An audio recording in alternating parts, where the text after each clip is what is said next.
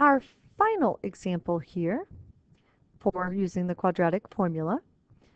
Once again, we need to get into standard form. Now, I could subtract the 2x squared. My brain likes that positive leading coefficient.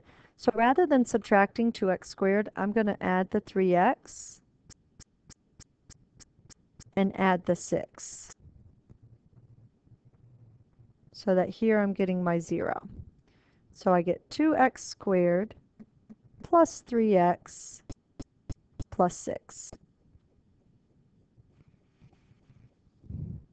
And I'm going to pick my a, b, and c.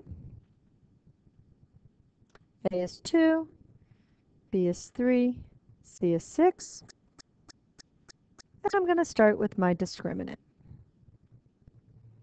So I'm going to replace the b with 3,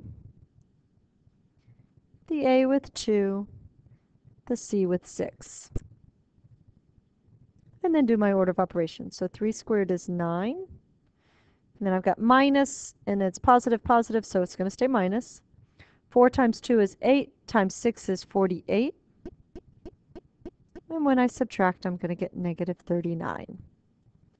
Now again, we know from working with our discriminant before that that means we're going to have no real solution. But let's take a look at why that's true. So we're going to go in, because we're asked to actually solve. So we're going to use our quadratic formula. Quadratic formula is negative b plus or minus the square root of b squared minus 4ac all over 2a. Here we go. So I'm going to replace b with 3, so negative 3 plus or minus big square root.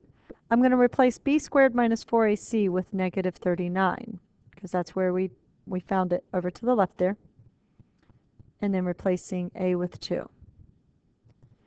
Now, this negative 39 under the square root, that's where our problem is.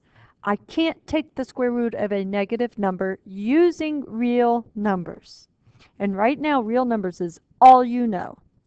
So when I get that square root of a negative, I say no real solutions, because there's no real number that multiplied by itself gives me a negative number, because a negative times a negative is positive, a positive times a positive is positive.